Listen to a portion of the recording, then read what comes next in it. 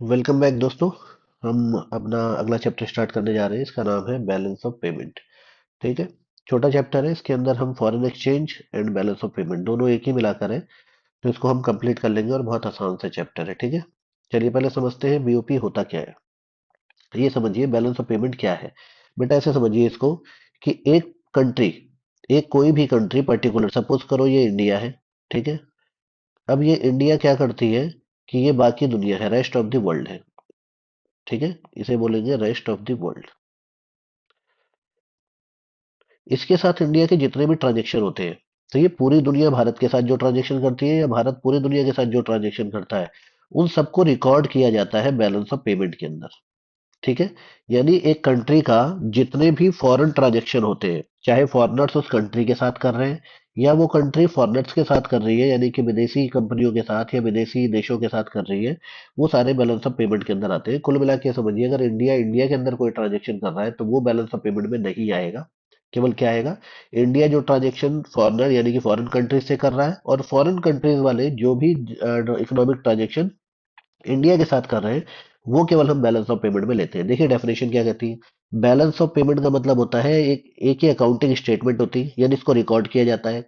That provides a systematic record of all the monetary economic transaction. सही है, जितने भी मॉनेटरी इकोनॉमिक ट्रांजेक्शन होते हैं between residents of a country, मतलब मान लो इंडिया है, वो यहाँ के इंडिया के जितने भी रेजिडेंट्स हैं उनके उनसे और रेस्ट ऑफ द वर्ल्ड। ठीक है। और during a period of time, जो कि नॉर्मली कितना होता है, 1 ईयर। राइट। इस बात को समझो कि इंडिया के जितने भी ट्रांजेक्शन विदेश के साथ होते हैं, सही है, अब वो कैसे हो सकते हैं, विदेशी यहाँ से कुछ खरीद बेच सकते हैं और इंडिया वाले विदेशों में कुछ खरीद बेच सकते हैं। ये सारे ट्रांजेक्शन जहाँ पे रिकॉर्ड होते हैं और एक स्टेटमेंट प्रिपेयर होती है, वो स्टेटमेंट ही क्या कहलाती है, बैलेंस ऑफ पेमेंट। राइट। समझ में आ रहा है सबको। चलिए, ये समझ में आ गया बैलेंस ऑफ पेमेंट में क्या होता है। ठीक है। अब हम इसको देखते हैं कि बैलेंस ऑफ पेमेंट में ना दो अकाउंट होते हैं। कॉमर्स वाले ज्यादा रिलेट करेंगे, डबल अकाउंटिंग सिस्टम पर बनता है ये। ठीक है। इसके अंदर ना दो अकाउंट होते हैं हमारे। पहला अकाउंट कौन सा होता है, ये क्रेडिट और डेबिट, दो हो गए हमारे। एक ये देखिए आप, ये क्रेडिट और डेबिट। ठीक है। जितना भी फॉरेन एक्सचेंज का इनफ्लो होता है, ये समझो कि फॉरेन एक्सचेंज यानी पैसा, फॉरेन एक्सचेंज जो होता है, जब वो आएगा तो उसको क्रेडिट साइड लिखते हैं और जब वो जाएगा तो उसको डेबिट साइड लिखते हैं। देखिए लिखा है, जितना भी हमारा ये इनफ्लो होता है फॉरेन एक्सचेंज का, वो क्रेडिट अकाउंट में जाता है, और जितना भी आउटफ्लो होता है वो डेबिट अकाउंट यानी कि डेबिट साइड जाता है। ठीक है। केवल इतना समझना है इसके लिए बस, और कुछ नहीं है। अब तो आपका जो बैलेंस ऑफ पेमेंट है उसको समझिए, वो क्या हो सकता है। बैलेंस ऑफ पेमेंट आपका बैलेंस भी हो सकता है, सरप्लस भी हो सकता है और डेफिसिट भी हो सकता है। इसका मतलब अगर आपके पास जितना फॉरेन एक्सचेंज आया और उतना ही फॉरेन एक्सचेंज चला गया, यानी जितना रिसीट हुआ उतना ही पेमेंट हो गया, तो ये बोलेंगे बैलेंस हो गया जी, बीओपी। सरप्लस कब होगा, जब ज्यादा आएगा, जाहिर सी बात है, अंडरस्टूड है ये तो, कि जब ज्यादा आएगा, यानी जो रिसीट है वो ग्रेटर देन है, ये देखिए ग्रेटर देन, इसको ऐसे लेके चलना है, ग्रेटर देन है पेमेंट से, तो वो क्या हो जाएगा, सरप्लस। और डेफिसिट का मतलब क्या होता है कि जब हमारी कमाई कम होती है और पेमेंट ज्यादा हो जाती है, इसका मतलब रिसीट क्या होती है, लेस देन होती है किससे, पेमेंट से, तो उसे क्या बोलेंगे, डेफिसिट। ठीक है। अब देखिए बैलेंस ऑफ पेमेंट के अंदर हमें पढ़ना क्या है। इसके अंदर हमें पढ़ना है, बैलेंस ऑफ पेमेंट के अंदर ना बेटा अकाउंट होते हैं, एक होता है करंट अकाउंट, एक होता है कैपिटल अकाउंट। दोनों में डेबिट क्रेडिट साइड होती है, ऊपर मैंने बताया। चाहे वो करंट अकाउंट हो चाहे वो कैपिटल अकाउंट हो, अगर पैसा आएगा तो दोनों के ही क्रेडिट में लिखा जाएगा, यानी फॉरेन एक्सचेंज आएगा तो, और जाएगा तो डेबिट में लिखा जाएगा, दोनों के ही। अभी तीसरा ऑफिशियल रिजर्व क्या होता है। वैसे तो ऑफिशियल रिजर्व मैं आपको बताऊं, कैपिटल अकाउंट का ही पार्ट होता है। ठीक है। इसको पार्ट के रूप में रखा जाता है, यहाँ पे अलग से बता दिया है मैंने, लेकिन इसको ना पार्ट के रूप में ही मानना, कैपिटल अकाउंट का एक पार्ट होता है ऑफिशियल रिजर्व। ठीक है। जहाँ पे फॉरेन एक्सचेंज को रखा जाता है आरबीआई के द्वारा, एक रिजर्व होता है, ऐसा समझिए। ठीक है। अभी हम समझेंगे कि इसके दो अकाउंट होते हैं, करंट अकाउंट और एक कैपिटल अकाउंट।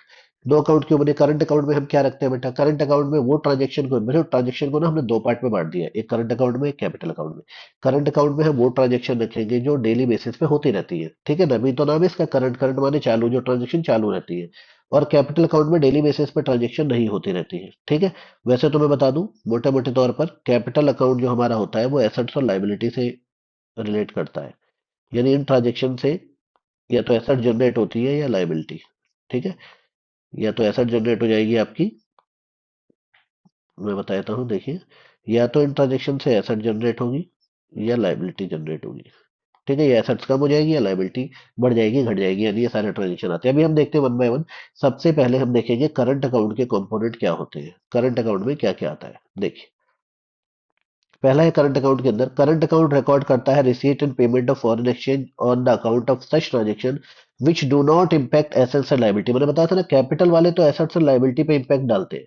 ये रे, कैपिटल वाले जो है वो एसेट्स और लायबिलिटी पे इम्पैक्ट डालते हैं, ठीक है। लेकिन जो हमारे ये वाले हैं बेटा, करंट अकाउंट वाले, ये एसेट्स और लायबिलिटी से कोई लेना देना नहीं होता, ठीक है। अब इसके क्या आता है वो देखिए जरा। सबसे पहले इसके अंदर आता है विजिबल आइटम्स और मर्चेंडाइज आइटम्स ट्रांजेक्शन्स, यानी कि विजिबल आइटम का मतलब होता है गुड्स। यहाँ पे आते हैं गुड्स, यानी इंपोर्ट एक्सपोर्ट आता है, किसका आता है? गुड्स का आता है, राइट। यानी हम यहाँ पे लिखते हैं import and export of visible item that is goods, ये लिखा है। देखिए यहाँ पर, a major part of the transaction of foreign trade in form of export and import of goods यानी visible item. Payment for import goods return on the negative side यानी debit side. मैंने बताया था जो पे करोगे, पैसा जाएगा फॉरेन एक्सचेंज तो डेबिट, और अगर आएगा तो किस तरफ लिखेंगे? क्रेडिट, ठीक है। अब लिखा है balance of visible export and import also known as balance of trade. अब ध्यान देखिए बेटा, हमारे में जो गुड्स होते हैं उसके ट्रांजेक्शन बहुत बल्कि होते हैं, बहुत ज्यादा ट्रांजेक्शन होते हैं, ठीक है। तो उसके लिए ना हम एक अलग से भी उसका एक स्टेटमेंट तैयार करते हैं, उस स्टेटमेंट को बोलते हैं बैलेंस ऑफ ट्रेड। केवल गुड्स गुड्स के लिए करते हैं ये, ठीक है। देखो दूसरा इनविजिबल आइटम है, दूसरे शब्दों में हम इसे बोल देंगे सर्विसेज। पहला मैंने आपको बताया क्या था? Visible item that is goods, ठीक है। दूसरा invisible item that is services, जो एक देश दूसरे देश में देता है, वो यहाँ आ जाता है। लेकिन इसके लिए हम बैलेंस ऑफ ट्रेड बना के चलते हैं, इसको बैलेंस ऑफ ट्रेड भी कहा जाता है। क्यों बना के चलते हैं बेटा? क्योंकि गुड्स का ट्रांजेक्शन बहुत ज्यादा होता है, बहुत बल्कि ट्रांजेक्शन होते हैं, लाखों करोड़ों रुपए के, अरबों रुपए के ट्रांजेक्शन होते हैं। तो इसको अलग से मेंटेन करना जरूरी है ना। बोला जाएगा बैलेंस ऑफ ट्रेड क्या है? Balance of trade is a part of balance of payment, ध्यान रखना। It is a part of balance of payment, but why B preparing it separately? हम इसको सेपरेटली भी क्यों बनाते हैं? क्योंकि बेटा ये ट्रांजेक्शन बहुत ज्यादा होते हैं नंबर में, इनको अलग से भी इनका रिकॉर्ड रखना पड़ता है, इसलिए हम इसको रखते हैं। देखिए इसके दो साइड होते हैं, ट्रेड डेफिसिट यानी इट रेफर्स। डेफिसिट कब हो जाएगा इसका? जब एक्सेस ऑफ पेमेंट यानी पेमेंट ज्यादा चली जाएगी, यानी हम ज्यादा इंपोर्ट कर लेंगे विजिबल आइटम्स का, ठीक है। और सरप्लस कब रहेगा? जब हम एक्सेस रिसीट कर लेंगे, यानी कि एक्सपोर्ट ज्यादा करेंगे और इंपोर्ट कम करेंगे, ठीक है। तो ये विजिबल आइटम का इंपोर्ट एक्सपोर्ट इसके अंदर आता है। इसे बैलेंस ऑफ ट्रेड भी कहते हैं। बैलेंस ऑफ ट्रेड दो प्रकार का हो सकता है, डेफिसिट वाला और सरप्लस वाला, ठीक है। अगर डेफिसिट हो रहा है इसका मतलब घाटा हो रहा है, इसका मतलब हम ज्यादा इंपोर्ट कर रहे हैं, इंपोर्ट करने पर पैसा जाता है, ठीक है। और अगर आपका ये सरप्लस हो रहा है, इसका मतलब आप एक्सपोर्ट ज्यादा कर रहे हो और इंपोर्ट कम कर रहे हो, ठीक है। तो विजिबल आइटम पहला करंट अकाउंट का कंपोनेंट, पेपर में आएगा ये। कंपोनेंट बता दो करंट अकाउंट के, तो आप क्या बताओगे? पहला विजिबल आइटम, क्योंकि बेटा इंपोर्ट एक्सपोर्ट लगातार चलता रहता है, इसलिए इसको हम करंट अकाउंट में डालते हैं, ठीक है। दूसरा कंपोनेंट है इनविजिबल आइटम, यानी ये बात कर रहा है सर्विसेज की। सर्विसेज का लेना देना चलता रहता है, ठीक है।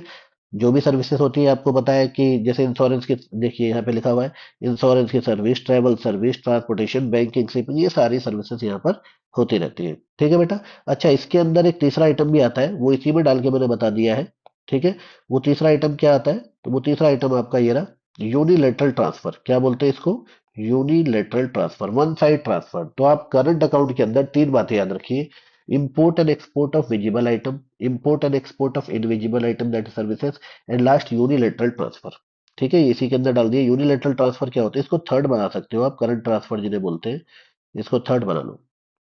यूनिलेटरल ट्रांसफर का मतलब होता है जो वन साइड होता है, दूसरे साइड होना ना होना कोई पक्का नहीं होता। जैसे कि गिफ्ट, देखो हमारे देश में क्या होता है कि मोदी जी अगर जाते हैं अमेरिका, तो वहां मान लो सपोज करो डोनाल्ड ट्रंप को उन्होंने कोई चीज गिफ्ट कर दी, तो हमारे देश से चली गई, ठीक है। वन साइड बोलते हैं। अब ये थोड़ी सोचकर हम किसी को गिफ्ट करते हैं कि हमें रिटर्न में गिफ्ट मिलेगा, राइट।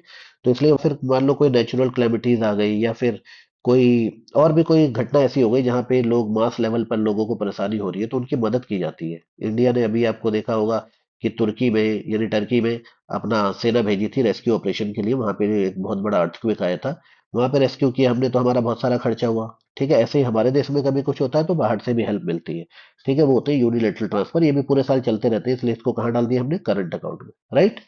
चलिए आगे चलते हैं, बस बाकी ये काम का नहीं है। अब आता है आपका कैपिटल अकाउंट, ठीक है। कैपिटल अकाउंट ट्रांजेक्शन, ठीक है। कैपिटल अकाउंट क्या होता है बेटा? ये एसेट्स एंड लायबिलिटी को अफेक्ट करते हैं, ये ऐसे ट्रांजेक्शन होते हैं, ठीक है।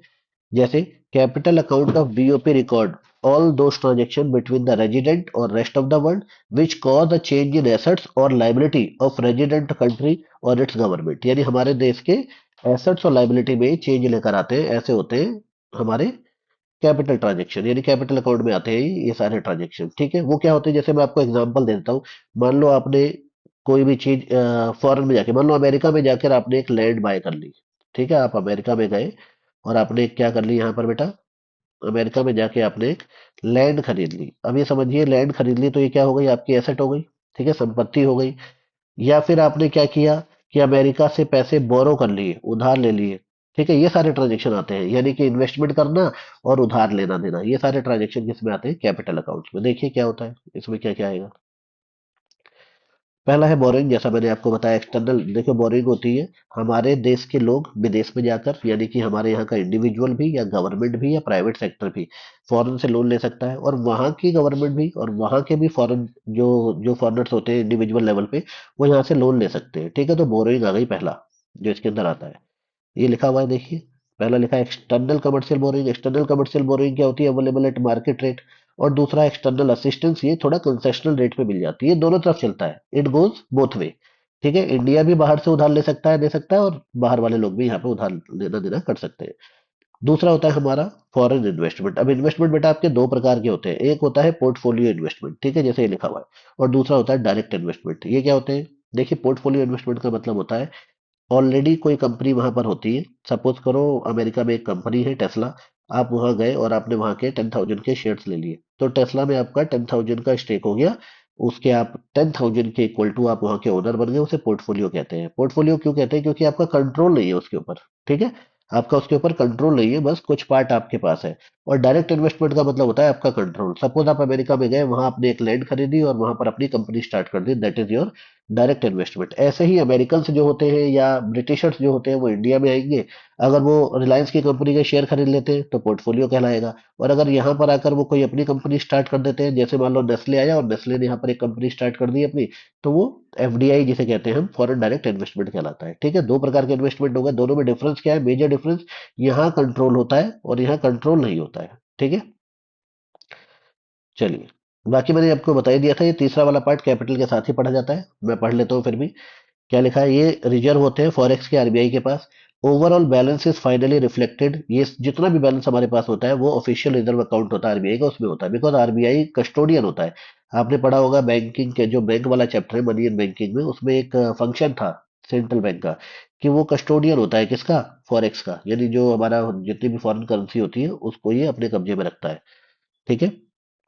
तो इसलिए इसको रखते हैं। देखो लिखा है sometime official reserve account is shown as a part of the capital account of BOP rather than separate account. और मैं आपको बता दूं, कैपिटल अकाउंट की वजह से ना हमेशा बीओपी बैलेंस रहता है अगर ये साथ में लिया जाए। लिखा है ना, official reserve shown as a part of the capital account and BOP always balance. यानी जो बीओपी का अनबैलेंस होता है ना, यानी कि बीओपी में अगर डेफिसिट हो रहा है या सरप्लस हो रहा है, that is only because of current account transaction, right. यानी कि ये जो कैपिटल अकाउंट ट्रांजेक्शन है इसकी वजह से नहीं होता, किसकी वजह से होता है, करंट अकाउंट ट्रांजेक्शन की वजह से। सो ये टॉपिक हमारा खत्म होता है। क्या पढ़ा हमने इसके अंदर, हमने पढ़े कंपोनेंट किसके, करंट अकाउंट के, और मैंने आपको करंट अकाउंट के कंपोनेंट बता दिए। करंट अकाउंट के कंपोनेंट एक बार रिवाइज कर लेते हैं। क्या बताया बेटा मैंने, सबसे पहले मैंने बताया इंपोर्ट एंड एक्सपोर्ट किसका बेटा, गुड्स का। फिर मैंने आपको बताया इंपोर्ट एंड एक्सपोर्ट किसका बेटा, सर्विसेज का। फिर मैंने बताया वन साइड ट्रांसफर, जिन्हें यूनिलेटरल ट्रांसफर कहते हैं, ठीक है, यूनिलेटरल ट्रांसफर। यूनिलेटरल ट्रांसफर जैसे मैंने गिफ्ट वगैरह बता दिया था, ठीक है, ये हो गए आपके। अगर कैपिटल अकाउंट की बात करोगे तो मैं आपको कैपिटल अकाउंट बता देता हूँ, देखिए इसे हटाता हूँ पहले मैं। अगर कैपिटल अकाउंट की बात करोगे तो कैपिटल अकाउंट में हमने क्या पढ़ा, कैपिटल अकाउंट में आपने सबसे पहले पढ़ा कैपिटल अकाउंट में कि भैया हम बोरोइंग कर सकते हैं वहां से, ठीक है बेटा। बोरोइंग यानी कि उधार लेना देना दोनों तरफ चलता है ये। दूसरा इन्वेस्टमेंट कर सकते हैं, ठीक है, बोरोइंग एंड इन्वेस्टमेंट ये दोनों तरफ चलता रहता है। उसके बाद ऑफिशियल रिजर्व मैंने बता दिया, इसको मिला के साथ में पढ़ना, ये सारा रिजर्व होता है जितना पैसा पड़ा हुआ है हमारे पास फॉरेक्स के रूप में इस अकाउंट के अंदर, ठीक है। चलिए, अब देखिए यहाँ पे देख लीजिए, बैलेंस ऑफ पेमेंट का ये सरप्लस का क्या मतलब है भाई, दोनों का, करंट अकाउंट और कैपिटल अकाउंट की जो आपकी रिसीट है, जब वो ज्यादा है, जो उसका फ्लो ज्यादा है किससे, आउटफ्लो से। और ऐसे ही डेफिसिट क्या होगा, जब करंट एंड कैपिटल अकाउंट का हमारे पास ज्यादा पेमेंट हो गई है, यानी आउटफ्लो ज्यादा है, ठीक है। चलिए, ये टॉपिक हो गया हमारा। अब सबसे इंपॉर्टेंट टॉपिक ये आ रहा है, एक पेपर में पूछता है, दो प्रकार के ट्रांजेक्शन होते हैं इसके अंदर, एक ऑटोनोमस होता है और एक अकोमोडेटिंग होता है, ठीक है। ऑटोनोमस ट्रांजेक्शन और अकोमोडेटिंग ट्रांजेक्शन क्या होता है बेटा, ऑटोनोमस तो क्या होता है कि ये किसी मोटिव से होता है। सपोज करो आपने देखा यार एक्सपोर्ट करने में बड़ा फायदा हो रहा है और आपने भी एक्सपोर्ट करना चालू कर दिया, वो ऑटोनोमस होता है, उसके पीछे मोटिव क्या है, प्रॉफिट। एकोमोडेटिंग ट्रांजेक्शन क्या होता है, एकोमोडेटिंग ट्रांजेक्शन बीओपी को बैलेंस करने के लिए होता है। सपोज बीओपी अगर नेगेटिव हो जाए तो उसे ठीक करने के लिए एकोमोडेटिंग आइटम्स को यूज किया जाता है। ठीक है, नॉर्मली गवर्नमेंट ही करेगी, जाहिर सी बात है, अगर कोई नुकसान हो रहा है तो और कोई तो करेगा नहीं। तो आप समझते हैं, देखिए इसमें डिफरेंस पेपर में आ जाता है। इसको अबव द लाइन ट्रांजेक्शन भी कहते हैं और इसको बिलो द लाइन ट्रांजेक्शन कहते हैं। ठीक है, इसे और क्या कहते हैं हम नीचे, चलो खैर बता रखा है मैंने। पहला पॉइंट पढ़ते हैं, मीनिंग क्या होता है। भाई ये जो रेफर करता है those international economic transaction which take place due to some economic motive such as profit. और ये वाले जो होते हैं ये कवर करते हैं डेफिसिट को, डेफिसिट या सरप्लस को ठीक करने के लिए ये किया जाता है, उनको कवर करने के लिए किया जाता है। ठीक है, इफेक्ट क्या होता है, autonomous transaction are cause of BAP, इनके कारण ही क्या होता है, बीएपी कम ज्यादा होता है। और ये क्या होते हैं, कंपनसेट करते हैं, उसको हमेशा बैलेंस करने के काम आते हैं, जो इम्बैलेंस होता है ना उसको करेक्ट करते हैं ये। ठीक है, अगला बता दिया मैंने, देखिए अगला क्या है। करंट एंड कैपिटल अकाउंट कह रहा है कि जो ऑटोनोमस ट्रांजैक्शन होते हैं वो टेक्स प्लेस होते हैं both current and capital account में, लेकिन जो एकोमोडेटिंग होते हैं वो केवल कहाँ होते हैं, कैपिटल। इसी से ही हम इसको करेक्ट करते हैं। सपोज करो डेफिसिट हो गया है, तो डेफिसिट को कैसे करेक्ट किया जाएगा, सपोज करो हमें नुकसान हो रहा है, तो ये क्या करते हैं, फॉरेन की कोई एसेट होती है इंडिया की, वो बेच देते हैं ताकि फॉरेन एक्सचेंज आ जाए और डेफिसिट पूरा हो जाए। ठीक है, चलिए अगला है हमारा, एग्जाम्पल भी दे रखे हैं, देखो बेटा। ये मर्चेंडाइज एक्सपोर्ट होते हैं और इंपोर्ट होते हैं, ये इसका एग्जाम्पल है। ठीक है, या रिपेमेंट ऑफ लोन है प्राइवेट सेक्टर के द्वारा, और यहाँ पे गवर्नमेंट काम करती है, तो यहाँ पे क्या दे रखा, आईएमएफ से आपने बोरिंग कर ली ताकि डेफिसिट को आप करेक्ट कर सके। ठीक है, चलिए ये वाला टॉपिक खत्म होता है, अब आता है foreign exchange rate. Foreign exchange rate क्या होता है आपको पता है। सपोज करो आपको डॉलर, डॉलर को एक ना वस्तु समझ लो, सपोज करो अब डॉलर को आपको खरीदना है, तो एक डॉलर कितने रुपए में आएगा ये देखना है। जैसे अमेरिकन को अगर रुपया यहाँ से खरीदना होता है ना, सपोज करो अमेरिकन यहाँ इंडिया आ रहे हैं, तो इंडिया आएंगे तो बेटा क्या करेंगे, यहाँ पे रुपए, पहले डॉलर देकर रुपए खरीदेंगे।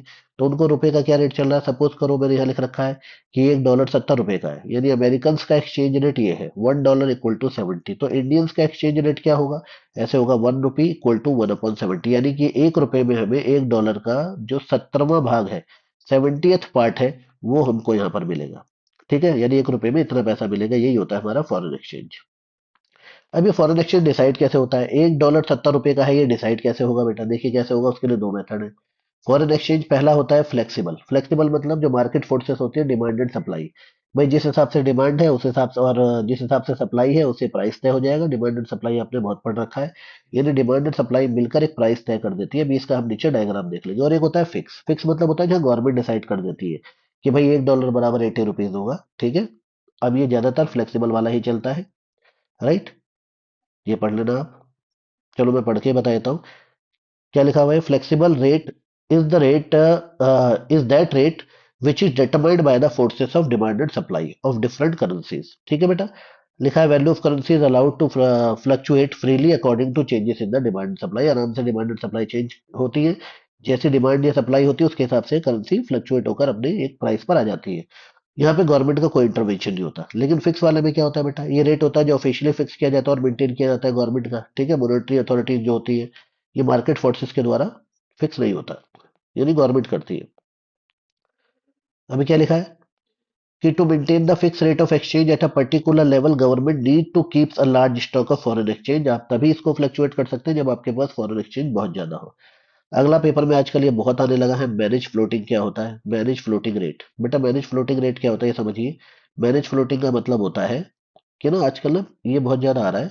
मैनेज मैनेज फ्लोटिंग जो है पेपर में तुम्हें ना बहुत ज्यादा मिल रहा है, इसके ऊपर क्वेश्चन। मैनेज फ्लोटिंग का मतलब होता है कि ये फिक्स और फ्लोटिंग के बीच का मेथड है, ये समझ लीजिए।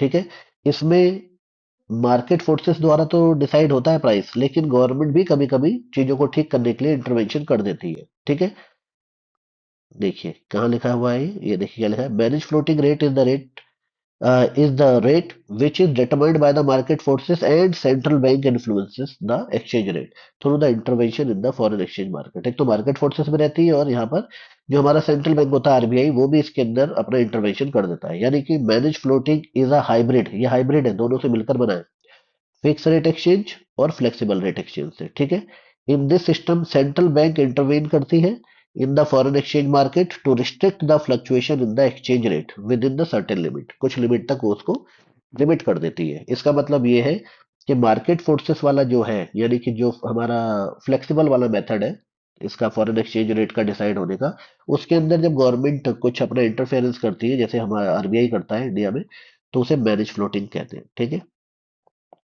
इसके मेरिट डिमेरिट है ज्यादा, नॉट मच रेलिवेंट। अब एक टॉपिक पेपर में आ जाता है कि भाई फॉरेन एक्सचेंज की डिमांड क्यों होती है, किस वजह से होती है, और वो पैसा सप्लाई कहाँ से हो जाती है। तो डिमांड क्यों करते हैं फॉरेन एक्सचेंज की? पहला, भाई विदेश से इंपोर्ट करने के लिए। अगर आपको विदेश से इंपोर्ट करना है गुड्स एंड सर्विसेज, तो आप वो रुपया थोड़ी लेंगे आपसे, फॉरेन एक्सचेंज लेंगे। दूसरा, टूरिज्म के लिए आप विदेश में घूमने जा रहे हैं, तो भाई आपको डिमांड करनी पड़ेगी फॉरेन एक्सचेंज की।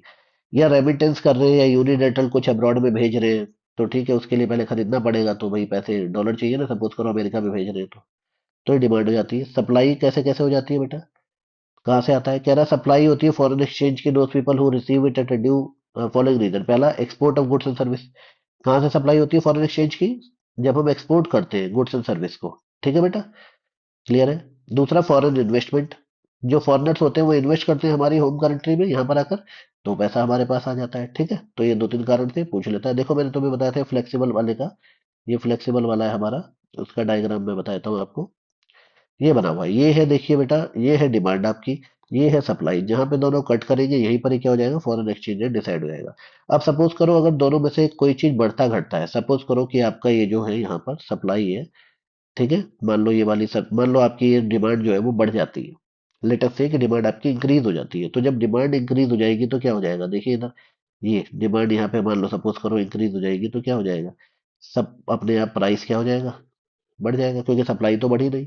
ठीक है, सप्लाई जब कम रहती है और डिमांड ज्यादा रहती है, तो प्राइस अपने आप क्या हो जाता है, बढ़ जाता है। और सपोज करो आपकी सप्लाई बढ़ गई लेकिन डिमांड नहीं बढ़ी। ठीक है, क्या बढ़ गई, सप्लाई बढ़ गई। मान लो डिमांड यहीं पर ही है और आपकी सप्लाई इंक्रीज हो गई, ऑटोमेटिक ज्यादा सप्लाई करने लग गए, तो उसमें क्या हो जाएगा, प्राइस कम हो जाएगा भाई। ठीक है, प्राइस क्या आ जाएगा, रिड्यूस हो जाएगा अपने आप। तो ये आ जाएगा, ये प्राइस आ जाएगा, क्योंकि सप्लाई कम, डिमांड तो उतनी है लेकिन सप्लाई बढ़ा दी गई, जो सप्लाई बढ़ा दी जाएगी तो ये कम रहेगा। तो नॉर्मल इसको समझ लेना, वैसे ये इक्विलिब्रियम वाला पॉइंट है, इसको आप समझ रहे हैं यहाँ पर। ठीक है, चलिए, यदि कोई भी चीज घटेगी बढ़ेगी तो ये चीज आ जाएगी। ये चेंजेस था, मैंने बता दिया कि अगर इसमें चेंज होगा तो क्या होगा। मान लो ऐसे समझ लो इसको, देखो एक तरीके से और समझो। मान लो रेट ये है, ये रेट ये कब आएगा, जब R2 रेट पे क्या सिचुएशन है, ये सिचुएशन है। कैसे रेट कैसे बढ़ा, डिमांड तो आपकी उतनी है, सब आपके देखिए सप्लाई ये बढ़ गई और डिमांड कितनी है, इतनी है, तो इसे एक्सेस सप्लाई बोलेंगे। ठीक है, समझ में आ रहा है, यहाँ के बीच में क्या है, एक्सेस सप्लाई आ गई इस रेट पर।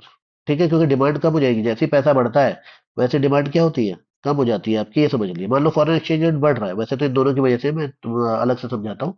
इस रेट पर देखिए आपके पास रेट जब बढ़ा, तो अपने आप जो प्रोड्यूसर है यानी कि जो सप्लायर है वो बढ़ा देगा अपनी सप्लाई को, लेकिन डिमांड क्या रहेगी, कम। और रेट जैसे ही कम होता है, तो देखिए कम होने के रेट पर क्या है, जैसे ही रेट कम हो गया वैसे डिमांड बढ़ जाएगी ऑटोमेटिक, लेकिन सप्लाई कम हो जाएगी, तो इसे क्या बोलेंगे, एक्सेस डिमांड। ठीक है, बाकी आपको डायग्राम बनाना है, पेपर में बोलेगा।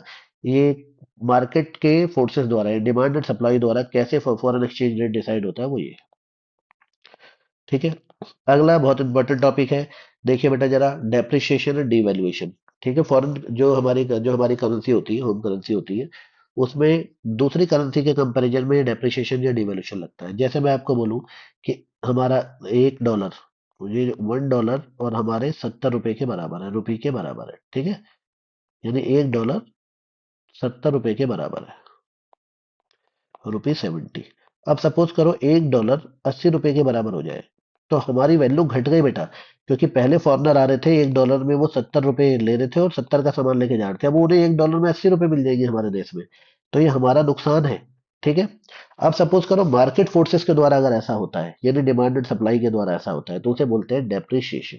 क्या बोलते हैं, डेप्रिसिएशन, कि भाई डिमांड एंड सप्लाई के द्वारा हमारी वैल्यू गिरती जा रही है, डॉलर का रेट बढ़ता जा रहा है, मतलब डॉलर की वैल्यू बढ़ती जा रही है, $1 बराबर 80 रुपए हो गए, मान लो 85 रुपए हो गए, तो ये डेप्रिसिएशन है। किसकी वजह से अगर ये हो रहा है, डिमांड एंड सप्लाई की वजह से।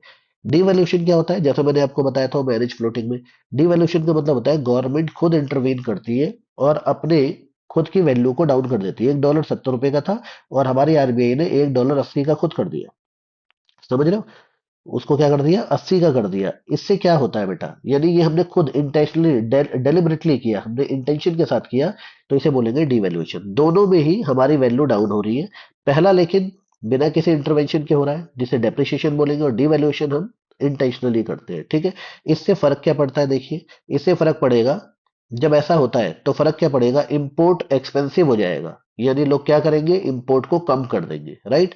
और एक्सपोर्ट सस्ता हो जाएगा तो लोग ज्यादा एक्सपोर्ट करेंगे, यानी इनडायरेक्टली इससे देश का भला होता है। कैसे भला होता है, मैं एक एग्जांपल समझाता हूँ। सपोज करो आपको एक वॉच खरीदनी है जो कि $1 की है, $1 की आपको एक वॉच खरीदनी है। ठीक है। और मान लो $1 70 रुपए का है, तो आप जाओगे पहले आरबीआई के पास, 70 रुपए देकर $1 बाय करोगे और वॉच खरीद लोगे। लेकिन सपोज करो अब $1 80 का हो गया, ठीक है, क्योंकि मतलब डिवैल्यूएशन से समझ लो या फिर डेप्रिसिएशन समझ लो कि $1 80 का हो गया। अब आपको यही वॉच खरीदने के लिए 80 रुपए देने पड़ेंगे, ठीक है। तो आप डिमोरलाइज हो जाओगे कि अबे यार ये वॉच तो पहले 70 रुपए देने पड़ रहे थे, अब 80 रुपए देने पड़ रहे हैं, ठीक है। तो यानी कि आप खरीदोगे नहीं, यानी इंपोर्ट को कम करोगे, ठीक है। इंपोर्ट आपका क्या हो गया, कम हो गया ऑटोमेटिक इस एग्जांपल से। लेकिन अपोजिट इसके समझो, मान लो एक वॉच आप सेल कर रहे थे, आपकी एक वॉच 70 रुपए की वॉच है, और मान लो $1 70 का है, $1 का रेट है 70 रुपए, और एक वॉच आप बेच रहे थे। तो जब बेच रहे थे वहां से डॉलर मिल रहा था, डॉलर को आरबीआई से कैश करा रहे थे, तो 70 रुपए आ रहे थे। अब $1 80 का हो गया। अब इसी वॉच को जब आप बेचोगे तो आपको मिलेगा तो $1 ही, लेकिन जब आरबीआई से इसको इनकैश कराओगे तो कितने रुपए मिल जाएंगे, 80 रुपए मिल जाएंगे। यानी बेचने में ज्यादा मजा आएगा आपको, क्योंकि ज्यादा पैसे मिल रहे हैं, ठीक है। समझ में आया? तो इसका मतलब ये है कि इस केस में हमारा जो क्या होता है, एक्सपोर्ट बढ़ जाता है और इम्पोर्ट कम हो जाता है, ठीक है। समझ में आ रहा है? चलिए, यानी डेप्रिसिएशन और डिवैल्यूएशन दोनों से ही ये फर्क पड़ता है, ठीक है। ये देखिए लिखा हुआ है, पेपर में पूछेगा, इंक्रीज एक्सपोर्ट, डिक्रीज इंपोर्ट और इंक्रीज इन नेशनल इनकम। जब एक्सपोर्ट बढ़ेगा तो ऑटोमेटिकली हमारी नेशनल इनकम बढ़ेगी। ये बता रखा है एप्रिसिएशन क्या होता है भाई, जैसे डेप्रिसिएशन होता है ऐसे ही एप्रिसिएशन हो गया। $1 मान लो, सपोज करो, ये सपोज करो कि $1 है 70 रुपए का, और $1 हो जाए कितने रुपए का, 60 रुपए का, तो ये अप्रिसिएशन हो गया हमारी करेंसी में, ठीक है। रिवॉल्यूशन का मतलब होता है घटा देना बढ़ा देना। देखो बढ़ा देना तो पॉसिबल है नहीं, केवल घटा सकते हैं हम, ठीक है। तो वही बात यहाँ पर बताइए। तो इसके साथ ही चैप्टर हमारा खत्म होता है। क्या क्या टॉपिक हमने पढ़ा देखिए, इंपॉर्टेंट क्या है मैं बता दूं आपको। ये डेप्रिसिएशन और डिवैल्यूएशन ये कैसे होता है बेटा, मार्केट फोर्स के द्वारा। ये कैसे होता है, हम डेलिबरेटली गवर्नमेंट अपने करेंसी का जो है उसको डिवैल्यू कर देती है, कम रेट पे कर देती है उसको। यदि $1 70 का था तो एक 80 का कर देती है। इससे क्या होता है, एक्सपोर्ट बढ़ता है और इम्पोर्ट कम होता है, ठीक है। एक्सचेंज रेट मैंने आपको बता दिया, ठीक है। एक्सचेंज रेट में मैंने आपको क्या बताया था बेटा, मैंने इसके अंदर ये बताया कि डिमांड और सप्लाई दोनों मिलकर एक्सचेंज रेट यहाँ डिसाइड कर देती है। मान लो एक्सचेंज रेट बढ़ गया, जैसे ही पैसा बढ़ेगा जाहिर सी बात है सप्लाई बढ़ जाएगी, लेकिन डिमांड क्या रहेगी, कम रहेगी। तो इसे क्या बोलते हैं, एक्सेस सप्लाई। जब पैसा कम हो जाता है तो डिमांड बढ़ जाती है, लेकिन सप्लाई कम रहती है, तो इसे क्या बोलेंगे, एक्सेस डिमांड, ठीक है। फिर मैंने एक इसके अंदर आपको बताया कि डिमांड कैसे हो जाती है और सप्लाई कैसे हो जाती है, राइट। अच्छा आगे चलते हैं। आगे मैंने आपको ये दो बताए, पेपर में पूछेगा। ये तीन चीजें जो है, फ्लेक्सिबल क्या होता है जो डिमांड सप्लाई तय करती है, फिक्स क्या होता है जो गवर्नमेंट तय करती है, मैनेज क्या होता है जो दोनों का हाइब्रिड है, ठीक है। मार्केट फोर्स तो तय करती है, लेकिन कभी कभी गवर्नमेंट इसमें इंटरफेयर कर देती है। फिर ये मैंने बताया, ये बहुत ही हाईली इंपॉर्टेंट है, ऑटोनोमस वाला ध्यान रखना। ऑटोनोमस क्या होता है, मोटिव होता है, यानी प्रॉफिट को देखकर हम करते हैं ट्रांजेक्शन, और ये ट्रांजेक्शन केवल बीओपी को, डेफिसिट बीओपी को करेक्ट करने के लिए किया जाता है, ठीक है। चलिए, ये हो गया हमारा पूरा चैप्टर। ये भी चैप्टर मैं आपको बता दूं कि पेपर में 6 नंबर का आएगा, ये आपको 6 मार्क्स देगा बेटा। तो इसको अच्छे से करना, 6 नंबर आपके पक्के हो जाएंगे। यही आएगा, इसके अलावा कुछ नहीं आएगा यहाँ से, ठीक है। बाकी कोई भी क्वेरी हो, कुछ भी हो, आप कमेंट में डालिए, हम उसका जवाब देंगे टाइम टू टाइम, ठीक है। चलिए, थैंक यू बच्चों।